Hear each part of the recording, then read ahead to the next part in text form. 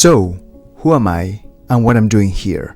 Let me explain it briefly. My name is Alguacil. I'm a game developer. I'm the developer of Mediepolys, that's my current project. And this is the first video of my devlog. This is the first time I'm doing this. I'm doing this in English because I want to get more audience explaining what I'm doing in this project. And I will speak as clear as possible. So give me my time because I'm not used to make this kind of videos, so I think I will get used in a future time. So first question, what aims this channel? First of all, and the most important, is recording all the progress of my game that's called Mediepolys, and to have some sort of videos that explain the progress from the beginning to the start of the project. And the second, I want to start explaining some kind of programming and mechanics in game development. I like to explain to the people how the things work, and I like it more if they are related to video game and game development. So, what is Mediepolys? Mediepolys is a universe I'm creating from scratch. The script of the game, the characters that involve in the game, the environment, and all the mechanics that are related to the game. Basically, it's a Souls-like game that combines two genres, that's crafting and farming, but in a low level. I will explain it later when we reach to that point. And it is based in a medieval fantasy atmosphere. I'm doing the whole project in Unreal Engine 5 with blueprints and C++ because I love programming. And I will take also the Blender for the 3D models and animations. I want to tell you also that I bought a course in Udemy that explains me all the basics that involves doing a Souls-like game. The course I take is the one I will show you in the next screen. You can buy it if you want to make a game based in a Souls-like style. I followed the first steps of this video because I want to learn how to do it quickly, because I didn't want to spend so many time learning by myself, watching YouTube videos or reading a lot of stuff through the internet. So I want to get it quickly to the point. There are some points of the videos that I didn't like, so I want to do it through my vision. Let me explain you how I divide this video to you for more understanding. First of all, I will show you the header files of the project, and then I will explain the C++ file. In case you want to know how the definition of the functions or the variables are made, you can check the video that I will pass it a little bit faster of the header files. After that, I will focus on the C++ source code, but not getting into details. So I will explain you the process and the details of the functions in the Unreal Engine 5. I hope you enjoyed this first devlog. Okay, so this is the header file of the main script from the character. Take a look. There are some input actions, variables.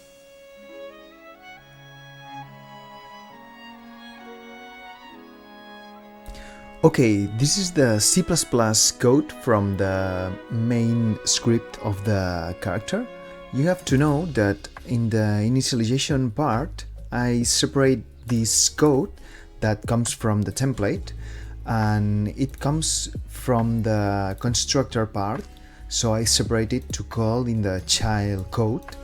This is simply initializations for the capsule, the character movement, some specific parts of the movement, and more parameters of the character. In here, we have the ignore root motion and the root motion everything. This is for controlling the animation of the character. In my case, the movement of the character are controlled by the animation.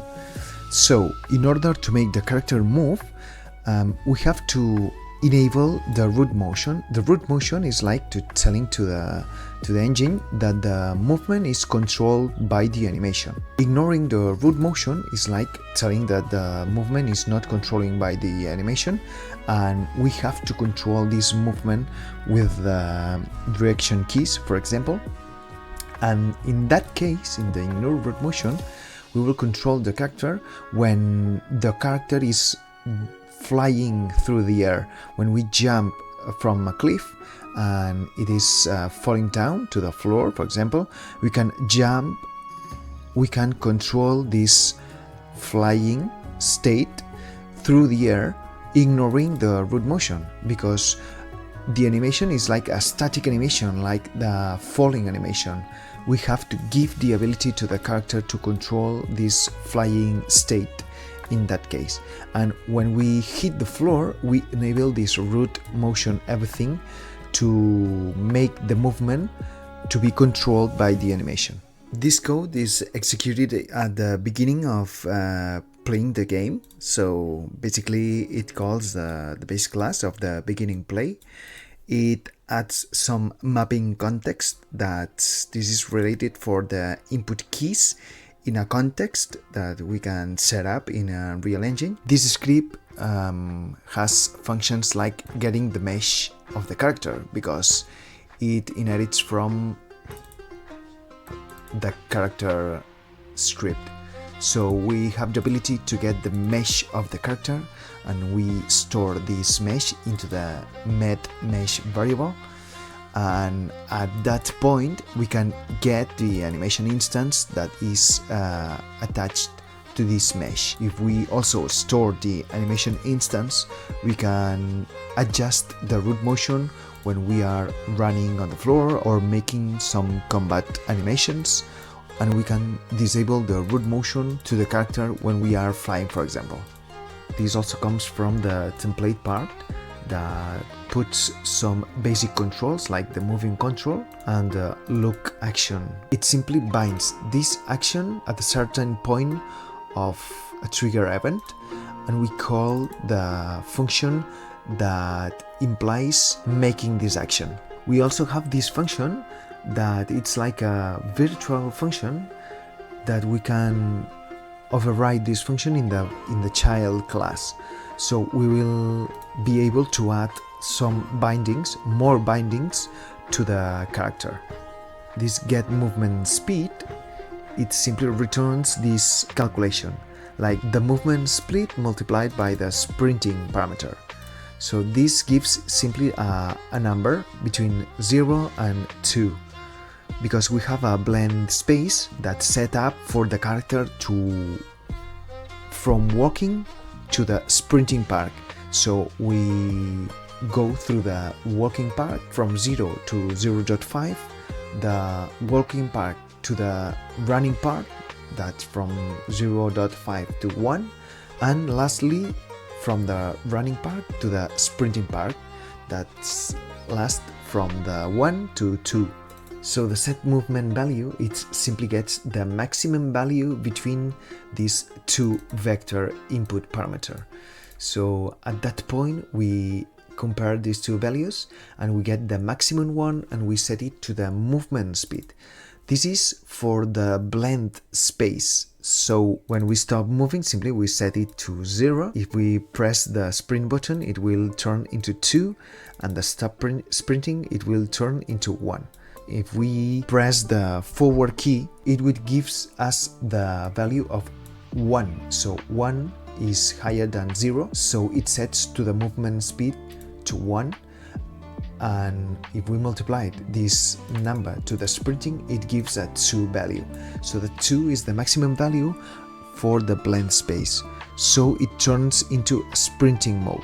Okay, the next function is grounded, so it simply checks if the character is standing on the ground. So we first of all get the actor location, and we set to a start location, and the end location is like subtracting this start location to reach the ground with a variable that we set at the script of the character. We can add actors to ignore, and after all of that we trace a single line by channel, so we get the results in this variable, the hit result, and this trace a line from the start location to the end location. It looks for this collision channel, the visibility channel, and if it succeeded in tracing the line and getting a hit result, we simply check this normal impact with the up vector, and if it is higher than the impact distance, that we can define this value at the beginning of the script. If it's higher than this value, we draw a green line. That this means that we hit the floor, or instead we are standing on the floor. If we didn't get this trace, it means that we are not standing on the floor. There is another function that is the isFlying, that it simply checks if the character is grounded or is not grounded. Okay, the movement function. It has an input parameter as a vector 2D, okay, and we get the movement vector. We set the movement value, that if you remember, this function is for getting the highest value from this vector 2 from the movement, and after setting that, we check if we have a controller, and if we have a controller, we get the rotation of the controller, and we get a yaw rotation from this new rotation calculated. This is a simple way to find out the forward direction. So we calculate the rotation of the actor by the movement vector with the yaw rotation input values. So this function is the function below. From this, it simply calculates the rotation angle based on the input direction, okay, that is this rotator.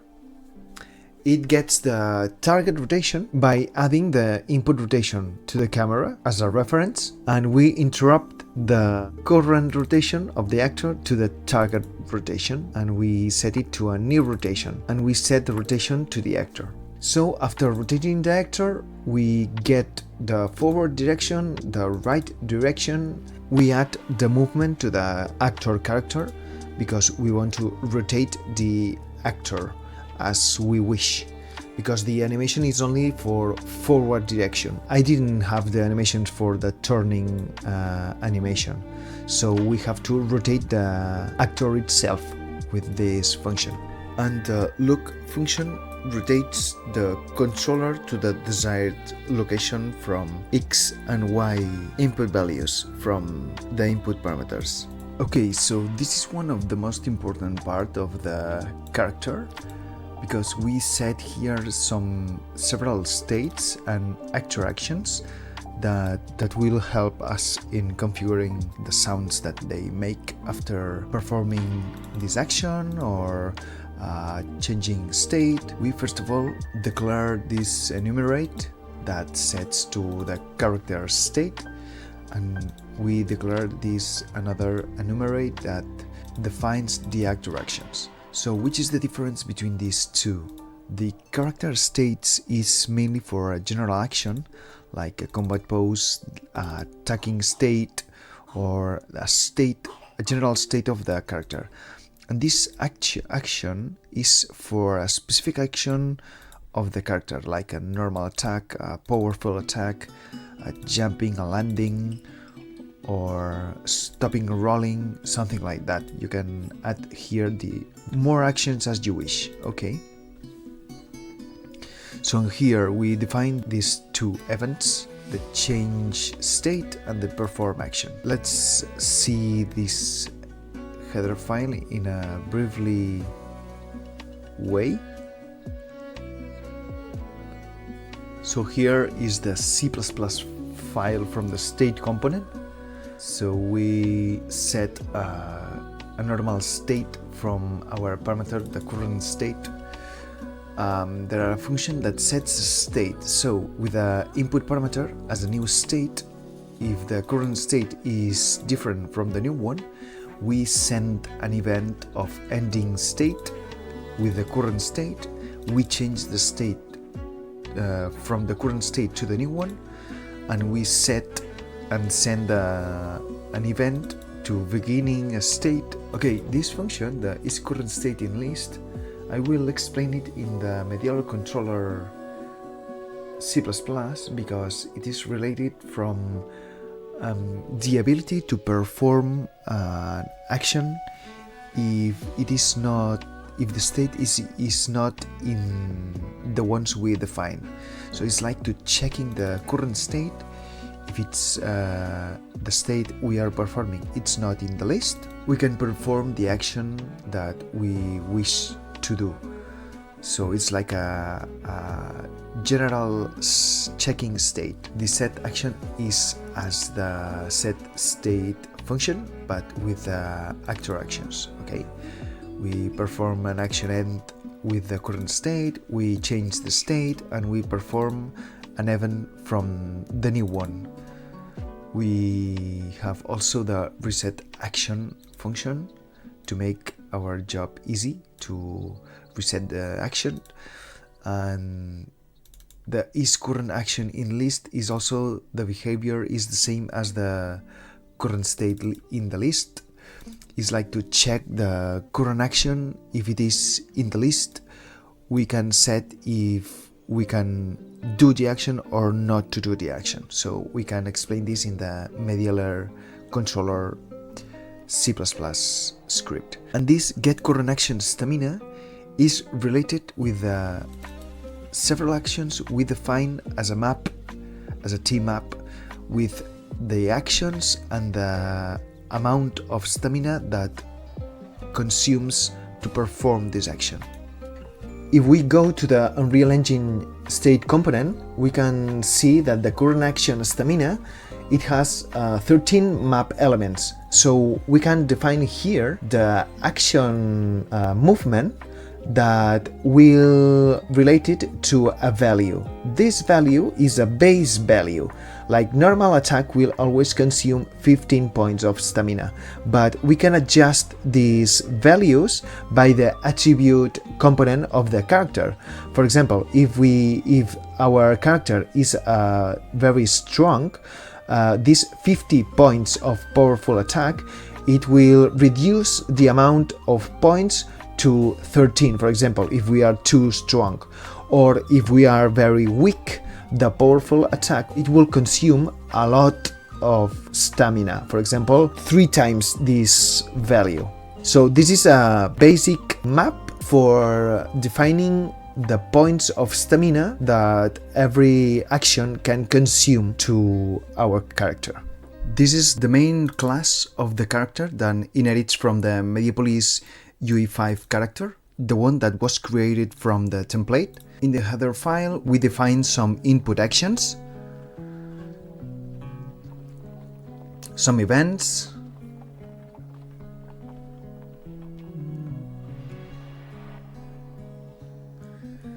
and some variables. Okay, and some other components that we need for the CPP class. In the CPP class for the Mediepolys controller, this is the constructor. We call the initialization from the parent class. We get the capsule component that inherits from this class, and we set a collision response, and we simply create some components that are the attribute manager, the inventory system, the combat component, and the state component. The attribute manager and the inventory system, I will cover these 2 components in a future video. So I'm about to finish this component. And the inventory system, I want to create an inventory system. It is not based with UIs. So I want to create an inventory system that you look to the character and you can set a potion, for example, in a belt or on the armor, or set the weapon at one side or on the back, something like that. We modified the add input components to add several actions, several input actions like the jumping, the toggle, interaction, attacking, and rolling. And we set it in a trigger event. We simply set on the start event and on the complete event to execute different functions, and the rest of the inputs we set at the start of the event. The most important function in here is the perform action.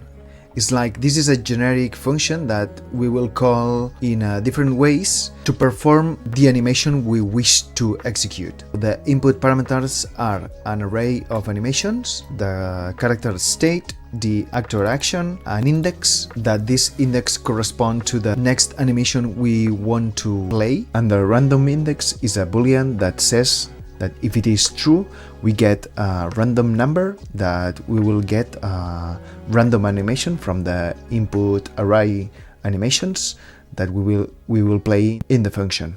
And if the animation is a valid animation, we send to the state component the state and the actor action we are currently executing. After that, we consume several points of stamina with this function, because every actor actions has a number of stamina to consume, so we reduce the amount of the stamina with this function, and then we play the animation. Okay, for example, the is jumping. At the start of the function, when we want to jump, we set several states to check if we can perform this jumping. So we create an array of character states, and we add in this array the flying state, the rolling, the dive, and the interacting. And at that point, before that, we can check if we have enough stamina. We can move this at the beginning, because we can make this array if we have not enough stamina. So if we have enough stamina to perform the jumping, we create this array, this state array. We check if the current state is not in this current array. So if we are, for example, rolling, we will not be able to perform the jumping. We check also if the character is in the ground.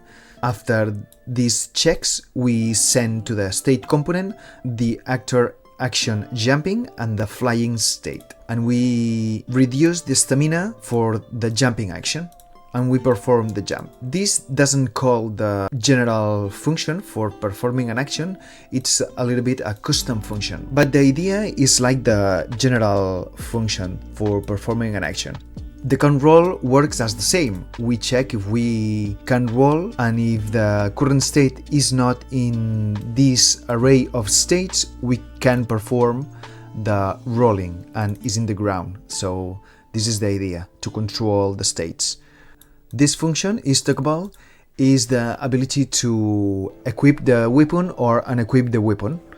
So it's the same idea. Check the states, and if the current state is not in the list of states, we can toggle between attacking or not attacking. So here below there are the code for checking the combat toggle. We check if we are able to toggle into a combat state or a rest state. And then if we have a main weapon, we check if the main weapon is attached to the hand. So this is for when we are in the attacking mode. So we perform the unequip montage. So if I'm correct, yes, in the toggle state we check if we are not attacking, because performing a combat toggle while we are attacking is a wrong performing action. So this is okay. If the weapon is not equipped, we perform the equipped montage animation, sending the toggling combat and the specific action for this toggling combat. So the state is the general action. Toggling is like a toggling combat in the two cases, but the first one, if we unequip the weapon, we set the action of unequipping the weapon. And if we aren't in the attacking mode, so in the rest position, we send the equip weapon. And we pass the first index of the array, because I will probably have only one animation for this, but we can add here an equipping montage, several animations, and set it to true, and the functions will get a random index to perform this animation. And at that point we change this boolean with the other value. If it's true, at that point we set it to false, and if it is false, we set it to true. The perform attack is the same idea. We check if the current state is not within this array, and if it is grounded, we pass the array combat that belongs to the weapon, the current attacking state, and the specific action, because in here we can specify a powerful attack or a normal attack. Okay, we increase the counter of the attacking by 1, and if the attack counter is higher than the maximum combo, we reset it to 0. The purpose of this function is to chain combos. While we are attacking, at the end of the attack, there are several amount of time that the character is like preparing the next attack. And at that point, there are a few windows that we can say to the player that if they press the correct button at that window interval of time, it will chain the combo to the next attack. I will show you in the notify state, and you will understand more when you will see on the Unreal Engine. This is for simulate the death of the character when their health reached to 0, for example.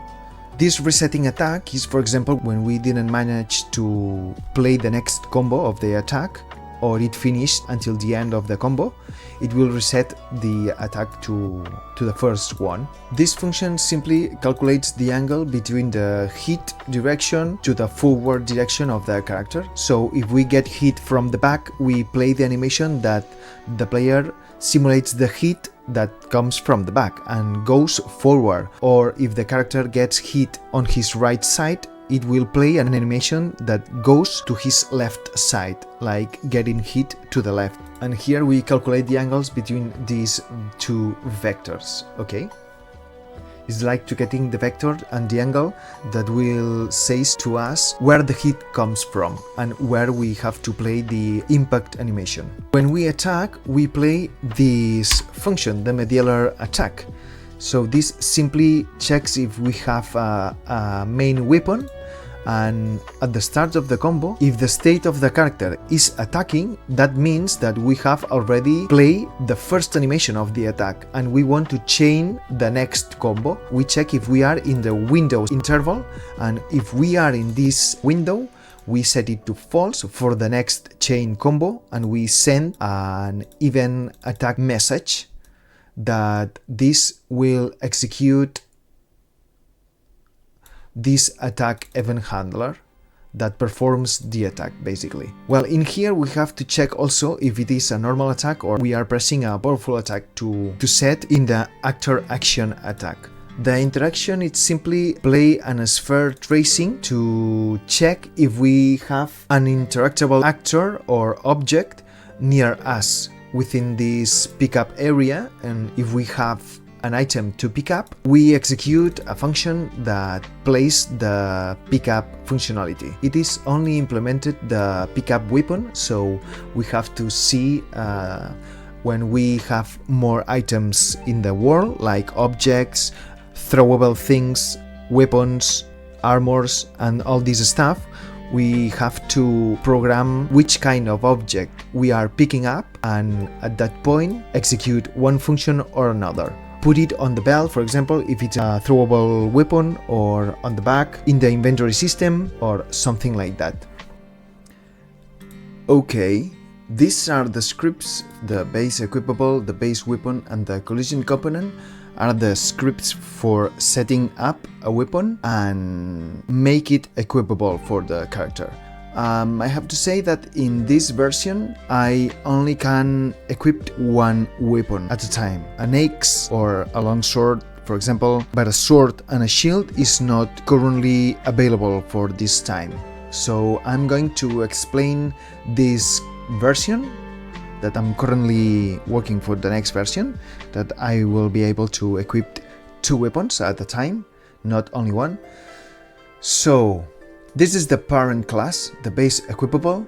This is the header script. Okay, you can check it. Okay, and the CPP file. So we have the constructor, the begin play. These are set by default. the initializations that instantiates a mesh component and a scene component, like a weapon mesh and a spawn location for the weapon. The gets mesh weapon simply returns the weapon mesh. The player that owns the weapon, we check if the weapon is equipped or not. We set this boolean to true or false, depending if we equip or not. Okay, this is for modifying the attributes of the character. For example, if one weapon gives us 2 points of strength, if we equip that weapon, we add these attributes to our character. Okay, it's like a attribute modification for the character to get more strength, speed, dexterity, and so on. This is when we get the equipped weapon. We set to the equipped socket in the character. When we pick it up from the floor, we attach the mesh component. Okay, the mesh component. We attach that weapon to the player. Okay, from the equipped socket that corresponds to this base class, and this is for returning the equipped socket name. Okay, for the base weapon, it's a child from the base equipable. In this file, we define the equipped montage, animations for the equipped montage, the animations for the unequipped montage, and the animations for the attack combo. Okay. Several functions. Okay. Okay. For the base weapon, we simply set a weapon style in the constructor to none. Okay, this is the constructor. After that, we can set it to the combat style that it corresponds this type of weapon. For example, a heavyweight weapon, we can define it to a heavyweight weapon. The get max combo returns the number of the attack montage that are currently set up. The attach to hand socket, simply this returns if it is attached or not to the hand. The attack montage, it simply returns the animation that corresponds to the index from the montage. Okay, this is the function that returns the array of the montage, the attack montage. We set here the attach to hand. It actually sets if it is attached or not. This function simply sets to this parameter if it is attached or not for some checkings in the future. Get equip montage. We return the first equip montage, I mean the animation of the equip montage and the animation from the unequipped montage. This is for getting the array for the equipped montage array and the unequipped montage. The combat style from this weapon. So when we picked up, we equipped that weapon. So we call the unequipped from the parent script that we attach to the actor that weapon. We get the component from the combat component, the state component, and in the combat component we set as the main weapon this weapon we are currently equipping on. We get also the collision component from the main weapon we are already equipped, and we set to ignore the actor as ourselves. So the last function, basically it gets an multiplier that it's defined by the current action. So this is a T-map that has the corresponding of the actor actions with a float, a value that matches this action, and it gets this value, and it's like a multiplier by the base damage. Okay, so we before apply the base damage with this multiplier, we check if it is a null pointer or not, if it exists or not. If this entry, this actor action doesn't exist, it will return a null pointer. So we have to set it to a default value that is 1 because we want to make some damage. That is because we set it to 1. And in the future we will set, depending on the skills of the player, another damage multiplier. And then we have the collision component. This is the header file of the collision component. Okay.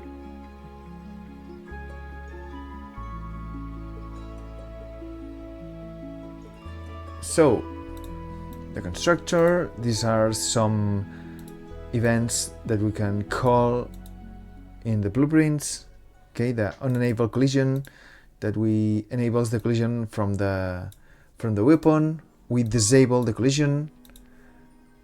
We enable the collision heat, and we clear the heat actor. So okay, we set up mainly two arrays of locations, the start location and the end location. When the attack animation plays, starts tracing a line from the start location to the end location. So basically it draws a line in the air that traces the weapon, and in that line, if it intersects some actor in between, it will check if it's a hittable actor and will gives a hit to the actor. So in order to check for null values in here, we have to check if damage multi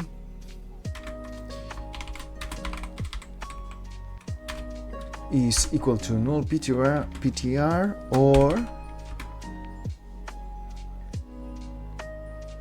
maybe this is the correct one, because if it doesn't exist, it will return a null pointer. So we have to set it to a value. Float A equal to 1, and then in here damage multi equal to $A to set it to a default value. Okay, let me check if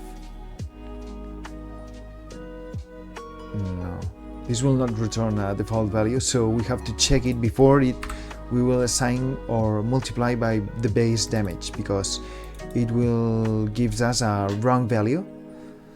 Okay, so here it is. Okay, and then we have the collision component. This is the header file of the collision component. Okay,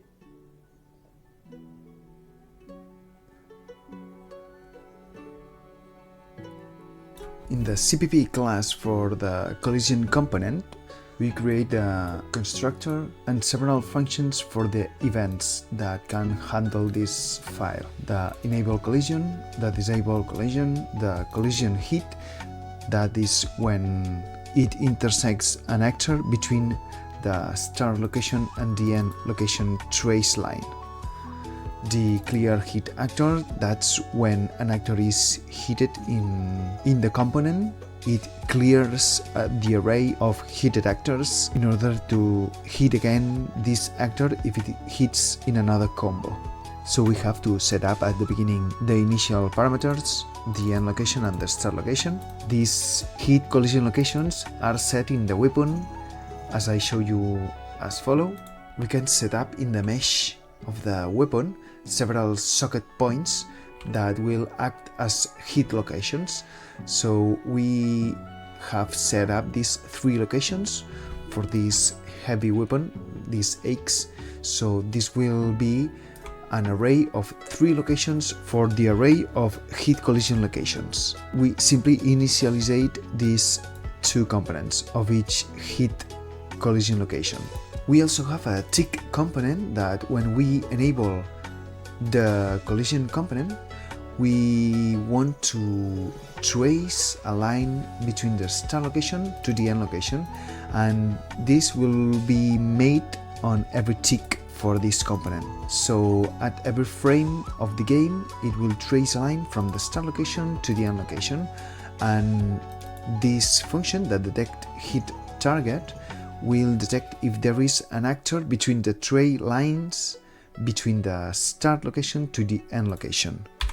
So in this detect hit target, we trace a line from the start location to the end location, and we get the hit actor if it is intersect between these trays. So we hit the target and we pass the parameter as the hit actor, and it's simply if this actor that is hit, if it's not in the already hit actors, we add this in this array, because we only want to hit once per combo, because if we detect the actor in every frame, we will hit the actor possibly 100 times per frame, and we don't want that. We want to hit the actor once per combo.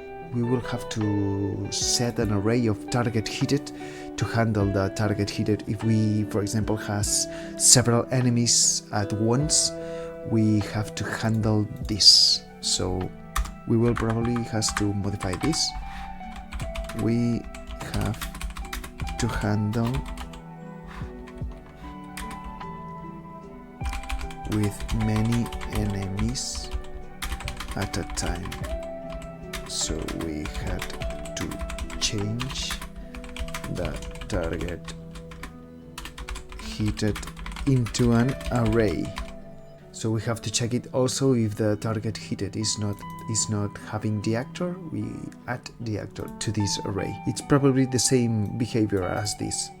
So we call this on collision hit that broadcast this event that calls on collision hit. That will apply some damage to the actor and will reduce the health of the actor or the durability of the object hit. These two components, these two functions, will be called at the start of the combo animation and at the end of the combo animation, because we want to detect the hit when the character is making this attack.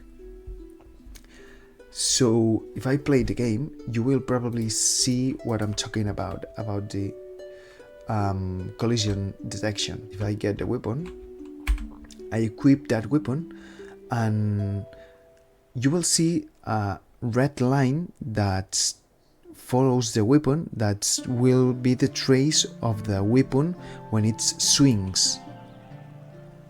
That's the lines that will detect if there is an actor to collide or not. For example, as it... Whoa, I didn't hit that. Yes. That green line means that there is a hit. And here we have the main component of the game, basically, because it's the combat component. This is the header file with all the functions and variables.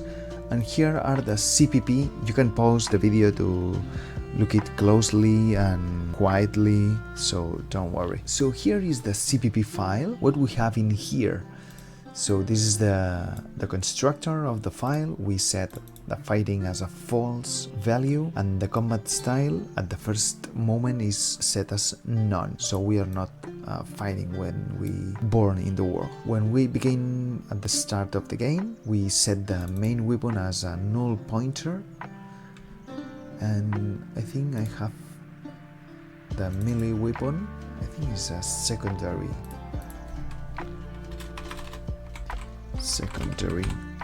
weapon.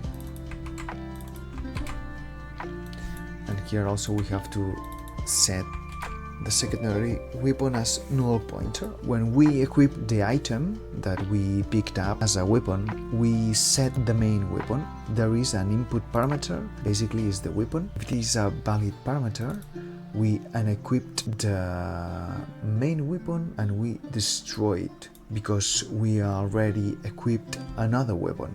So here we probably have to check if we can equip not the main weapon, but we have to check the secondary weapon to have two types of combat styles at the same time.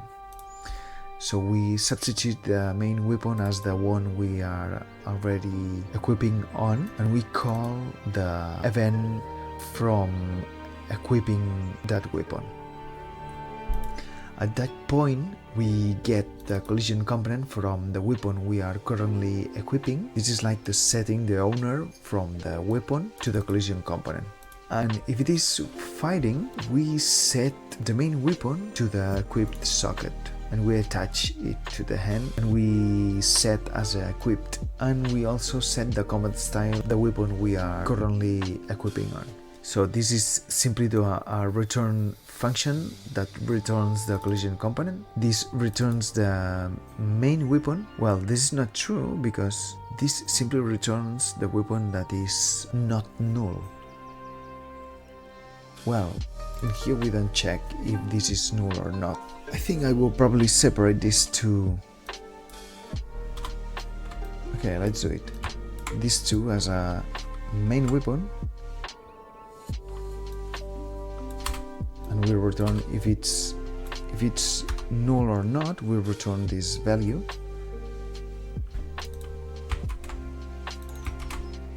and get secondary weapon.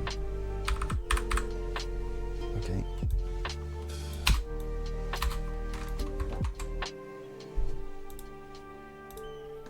And we create the secondary weapon in the header file. Okay, this is the transition for changing from not combat to combat position. Fight state transition. This is simply changing this value for setting a position in the animation state. This returns the combat style of the current combat style, and we can set the combat style in here. And these are simply getters and setters from some variables we have. Get is fighting, get is attack saved, set is attack saved, get attack counters. Wow. Several setters and getters. If we have made several combos with our weapon, if we stop attacking, we call this function to set the attack counter to 0 and the attack saved to false. This is simply for checking if we are already attacking or not. The interactable part is very easy to explain. So first of all, we have the interaction interface that simply creates a function that's called interact. It's as simple as that. The script that inherits from the interaction interface is the item interactable. I have to program already how to choose this item, so how to decide which type of item I am picking up. So for example, if I'm picking up a weapon or an armor or a throwable object, a potion or something like that. For this first approach, I'm going to pick up a weapon item. So first of all, we make that this class inherits from the actor class and the interaction interface class. Then we define a variable that is a base equipable item, and we put T subclass off because we want to attach a blueprint class from Unreal Engine. So this will let us attach a blueprint class from Unreal Engine. And also we define the equip item with a color actor. That's the one that calls this function. And the spawn mesh from blueprint, this is a work in progress because it's not working for the moment, but I'm already defined this function to spawn the mesh of the weapon. So in the CPP class, we create this function, the equip item with the color actor, and we basically check if we have an equipable item, for example, the weapon. So we create a world constant variable from the current world. We check if it's a valid variable, then create a spawn parameters that in that case we set the owner as the color. We cast the color as a medialar controller because in that case when we equipped that item we will get the owner of the class. Let us check the equipped function. The attach actor gets the owner, and this will returns an error if we don't set the owner. So we basically set the owner on this spawn parameter. We set the spawn location as the actor location and the rotation as the actor rotation. Then we spawn with the world constant variable as a base equipable with the item and the location, rotation and the parameters we already set up. And then we check if it spawned correctly. We equip that item. We call the unequip function. Basically this function is the one that attaches this item to the actor. The spawn mesh from blueprints, basically the interactable item, search for interactable items if the channel of the object is set as the first game trace channel, that's an interactable channel. So it has to match the channel of the object that is spawned, and when we try to pick up the object, we look for this channel. So I'm trying to set up this channel, but it's not already working, so I have to figure it out how to do it. But for the moment, I will spawn a simple cube that has set this channel manually, so we can make some testing for the item interactable purpose. In the animation part, there are two methods of moving the character along the game. So the first method is by programming the game and move the capsule of the game and synchronize the animation of the character by the moving of the capsule. So make the steps follow the movement of the capsule, and in that case it will give the visuals of the character is moving across the map, okay? But in my case, I like a lot doing animations, so I make the movement comes from the animation, okay? So at that point you can see that the character is moving with the animations, okay? So in the Unreal Engine I have to set up the animation to move as a root motion animation, because the root motion animation means that the character follows the movement of the animation and not the movement of the capsule. So at that point you can see that the character is moving with these punch combos. So that's the point in the combos and in the movement, in the character movement. So the only thing you have to do is get a mesh and rig the character with the armature, and you have to make the animation you wish to do. So when you finish the animation and you are happy with the results, the only thing you have to do is to import this animation into Unreal Engine. The only purpose of exporting the animation is to get the animation as a format Unreal Engine can understand, okay? So you have to exit the pose mode and set it to object mode, and you have to select the armature and the mesh. And with these two selected, you have to go to File, Export, and export as a FBX. It appears a menu to export the file you are trying to create. So I have a preset set in here for Unreal Engine 5, and I basically set the selected objects and the object types as armature and mesh, these three checkboxes in the transform tab, the geometry, the face smoothing and the apply modifiers, the armature, the y-axis for the primary bone and the x-axis for the secondary bone, and the check of the only deformed bones and not the leaf bones. And the animation tab, I selected all the checkboxes below. And then you can put the name of the file you want to export and export as FBX. Now it's time to talk about the Unreal Engine part. First of all, I reused the third-person controller from the template that was created when I created the project. So I opened a blueprint class. First of all, we have to change the class settings from this controller, that it's the main controller of the character that comes from the template, and we have to change the parent class. So we have to set it to the Mediepolys controller, that it's our C++ class that controls the character. We also add an interface that will control more easily the inputs from the attacking, the interacting, and more. So this is defined in an interface.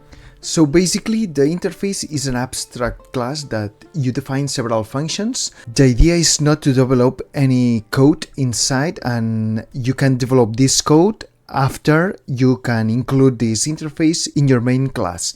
So you have to think that this code will have some code, maybe some code, or maybe not. So in the blueprints, you will have an event that will match this function, this continue attack, and the following functions that you create in here. But if you create a function that has a return value, it will not create an event to call in a blueprint. Basically, it's a function that will be called in your main class. So in my case, in the Mediepolys controller class, this function has a return value that we can call inside any code in the blueprints. So at that point we get to the class settings and we select the Mediepolys controller class. That's all the logic of the controller, and we set to the implemented interface as the combat blueprint interface that we also created for some functionalities like the continue attack, the rolling, the reset attack, and so on. We define the blueprint animation class, the skeletal mesh. We set several input actions. So how you can create an input action? It's very easy. You select here in the right button, inputs, and create an input action. When you open this input, you can define here several triggers that will lead to execute. So for example, in the input action attack, I define two triggers, the press trigger and the release trigger.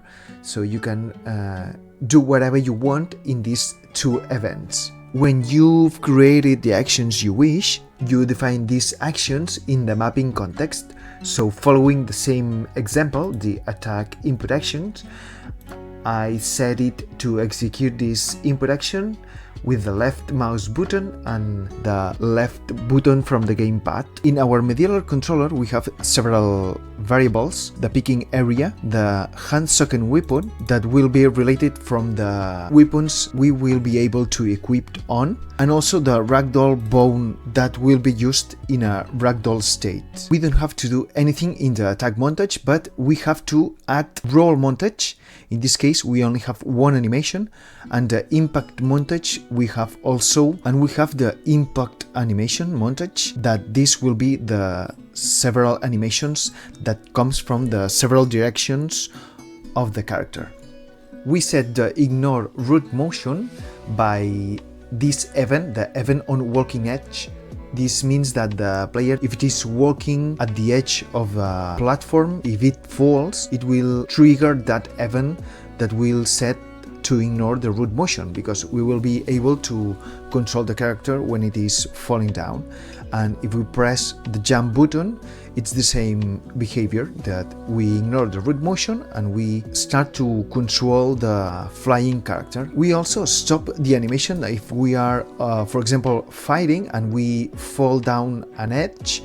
We stop the fighting animation because this will mean that we are changing from the combat state or attacking state to the falling state. We stop the current animation because it will be very strange to falling down from an edge to the floor and playing the attack combo. So we have to stop the current animation and play the falling down animation. So at that point we also reset the attack. The continue attack event, it will be listening to the player if it pressed the attack button or not.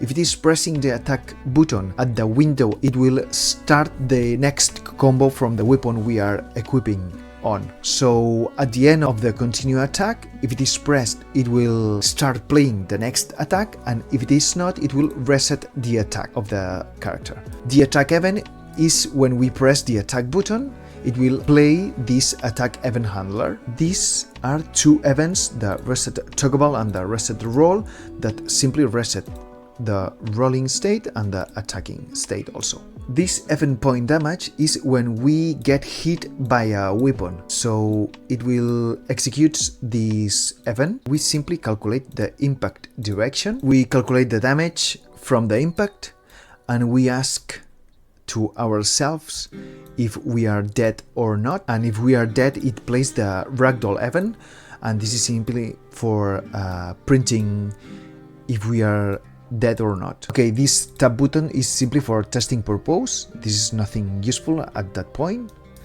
It's simply for taking damage. This is for the attribute manager that I will explain later. This is the event for the state begin and the end state. So when the state start on doing, for example, our rolling, we can set here to play a sound. and we can set several things at that point, okay? So for example, in that case, if we start the dying state, we call the ragdoll enabled to simulate a death. This is for the more detailed actions. In that case, if we, for example, roll, we gain some XP that I will explain in the attribute manager, but here we can do the same. For equipping some weapon, we can add some sound to the equipping weapon for the jumping, a normal attack, several things, the parry, and so on. And also for the ending the action. For example, playing some particles at the landing point for the character and several things. The more we advance at the project, we will set several things in these cases, so you will see the changes and the things we will add in these cases. This is also for testing purpose, but this is for the inventory system. Okay, this is for adding some attributes that comes from the weapon and add some attributes at the attribute manager. So for example, if an axe heavy weapon has, for example, +2 to the strength, at the point of equipping that weapon, we add that strength that comes from the weapon to the attribute manager. In that case, we add some attributes to the attribute manager, but we can also add several things, sounds or particles, what we need. We have the power input action that we define the trigger and the complete it. At the trigger point, we check if we can sprint with the character, and if we can sprint, we set the sprinting to true, and we set a timer for a function that sets a stamina from the sprinting attribute. So we create several functions, the stamina sprint that simply checks if we can sprint. So this will make the character get tired when we are sprinting. And if we don't have enough stamina, it will disable the sprinting mode. That the disable stamina simply calls this event that sets the sprinting to false and clear this timer that will not decrease the stamina attribute. We also have this attribute, the regeneration stamina, that simply gets the stamina attribute and increase this attribute over time, and if it gets the maximum value, it stops regenerating the stamina. So now it's time to talk about the weapon blueprints. So we open the blueprint, and in this blueprint we have the attribute manager component and the collision component. When we enable the collision, we set is collision enabled, and we disable with the event, we disable the collision, and we clear the hit actors. So when talking about the collision hit, we get the hit detected from the collision component, the get target hit, and at that point, when we read the hit targets, we call this function that can receive damage that comes from the interface of the blueprint. So we go to the interface and can receive damage. So we have this function that simply checks our state, if we can get hit or not. That comes from this function, the is receiving damage. So simply we check our state. If we are rolling, dying, or interacting, this will return a false boolean, or if we are attacking or parrying or defending, we can receive damage, but if we are defending, for example, we can receive a small amount of damage. But if we are rolling, we can avoid to receive some damage. And if we can receive damage, it will call the apply point damage, that will apply damage to the actor we hit it. We set the base damage of the weapon, the hit direction, we get the owner, and we get the forward vector from the owner, and we pass it as the hit from direction. The hit info comes from the get hit detected, and the instigator is also the owner, as the damage causer is also the owner. And we can break the hit component to get the impact point and play a sound location as a heavy weapon. Okay, here we can separate this sound and check if we are currently in a, well, if we come from an axe weapon that comes from a heavy weapon, we can play the heavy weapon sound, but we can create some childs of the blueprint weapon. So if we play as a sword, we can play here the sound of the sword. So this is not a problem. We can see several options for this blueprint, and the most important are the animations that we can set up here. The weapon animation equipped and the weapon animation unequipped. These are two montage, and the attack montage, like all the combos of this weapon that we define here in this attack montage. The equipped socket is the socket that goes on the back. So when we do not use the weapon, we set the weapon at this socket. In the skeletal mesh, it has to have the same socket name to be able to equipped on the back and unequipped from the back. And the base weapon, it has the hand socket that we can equip the weapon on that hand. We also define the combat style of that weapon, and we can also set different settings. And now we can explain the animation part that consists firstly with the skeletal mesh, where we have to make some changes to add some sockets for the weapon equipment. So we open the skeletal mesh, and when we open the skeletal, we have to set a socket here, because in the long sword and the heavy weapons we will have the weapons on the back. Right button, add socket, and we can rename the socket in here, and we can move the socket as we wish. We can set a trick to see where the socket goes by adding a preview asset.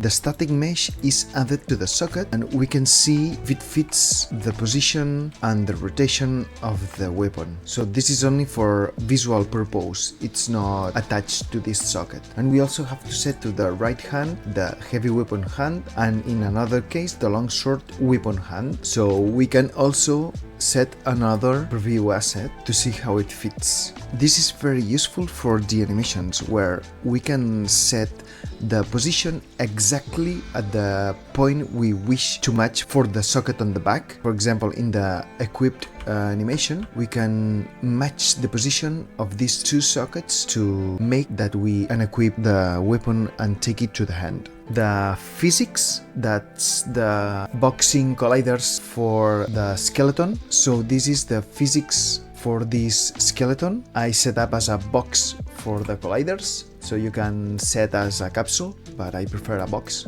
Or for example, the shoulder, you have to select all the bones to make the simulation. So to simulate the selected. Yes. With control and the left mouse button, you can get the bone and move around. Hello. We also have the skeleton as we imported from the Blender, and this is for the control rig. I am working on this for control, I think it's for the inverse kinematics. I have to see it more in details because I don't know already the whole functionality of this. I start on seeing a tutorial in YouTube, but I'm not watching this for the moment. And the animation part. So in here I create a folder, a separate folder to add all the animations of the character. I create a combat style to add the combat styles of the character. Okay, the heavy weapons and the animation montage. Every animation has their animation montage, okay? Because you can control the events that can play at the moment of the animation. So for example, in the animation for equipping that weapon, in that case the heavy weapons, we can set up some code execution, in that case for equipping the weapon that we have on the back, and attach that on the hand at certain point. So that's controlled by the animation notify. If we go to the C++ code, simply cast from the mesh component that comes from an input parameter, and we cast as a medial controller. So it's simply if it detects that the weapon is attached to the hand, it sets it to the socket name from the back, and if it is on the back, it's in this case that we equip the weapon, we get the socket name from the weapon and attached it to the hand. This code is a way to reuse for several animations, and when we get the weapon, we activate the combat state as a attacking state, and when we end on equipping that weapon, we reset the toggling button to be able to toggle it again if we press it. In the combat animations, we can set several anim notifications.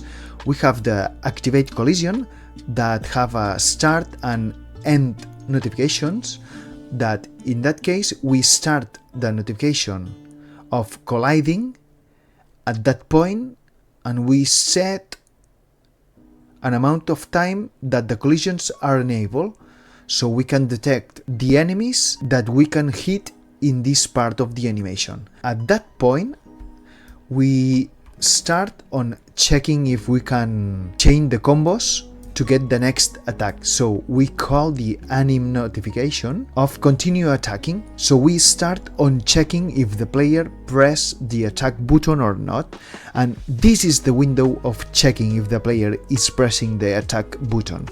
At that point, we have to check if the player is pressing the attack button, and in that point, the reset attack anim notification, we reset the attack. We give the ability to get a chain combo from this frame of the animation to this frame. This is the attack window, the start point of chaining the attacks and the end point of the chain attack. So this works as the same. We get the continue attack anim notification, and if we open, we simply call this continue attack. That it's the code that checks the continue attack parameter from the Mediepolys controller, and this works for every montage we create. So it's important to create an animation montage because you can configure this kind of options: the activation collisions, the animation notifications for several frame points. We can also add some particles to play in several points, or some sound to play at several frames also. So this is a very powerful tool to configure our animations. And in order to create a chain attack, we can play with the blend in and the blend out options. So we can blend out with a very small time and blend in the next animation to create that it's smooth transition between these animations. So we can play with these two options. So for the animation blueprint, we set up previously the blueprint axle move. So this is a blend space. We can configure it with several animations, the movement animations. So we can add here the walk animation, the jogging animation, and the running animation, like sprinting.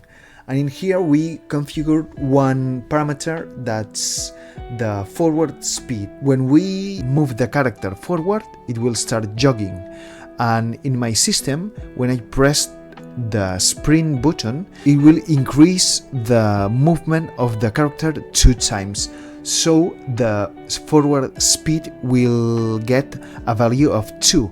So at that point it will go to the 2 value. It will give the visuals that the character is sprinting when we hit the sprinting button. So we open the blueprint animation. At the initialization point, we cast the pawn owner to save this parameter as a value. We also save the combat state as a parameter, and at the update animation we read from the Mediepolys controller the get movement speed to save it as a forward parameter.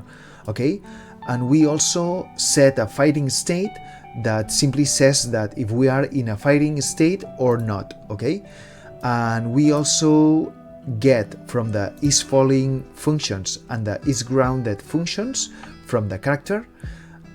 We save it as several variables, as the is fighting, is falling, and is grounded. We set up the locomotion that it goes the idle and the walk and running. Idle, basically we play the idle animation, and when we equipped several weapons, we read which combat style we are equipping, and we play the animation that comes from this combat style. So for example, if we equipping a sword, it will play the sword additive animation, because we have to set up this animation as an additive state, so we can mix the idle with the weapon idles animation. We define which idle weapon to play by the combat style, and the fighting states will define what we have to play, if the idle state or the idle state combined with the weapon state. And the walking and running, we read the fighting state variable that will tell us where to play. So if we are not in a fighting state, we play the axle move as a normal state, and if we are fighting, we can set up this as the fighting state animation. We save the locomotion as a pose, and the main states we can configure the fall loop, the jump, that this is the falling loop animation, and the jumping animation, and the landing is also the same. We can use the locomotion pose to play the base animation, and we can add some additive to make the character landing when we fall and we hit the floor. We mix these two animations. I also have an unequipped state that is a work in progress, because I want to make the character to equip and unequip the weapons when we are running or walking, because for now the character also can equip or unequip in a static state, and this will make the game more static, and I don't want to give this behavior to game. So I want the game to be more dynamic, so you will be able to equip and unequip the weapon when you are running or jumping or anything you wish to do.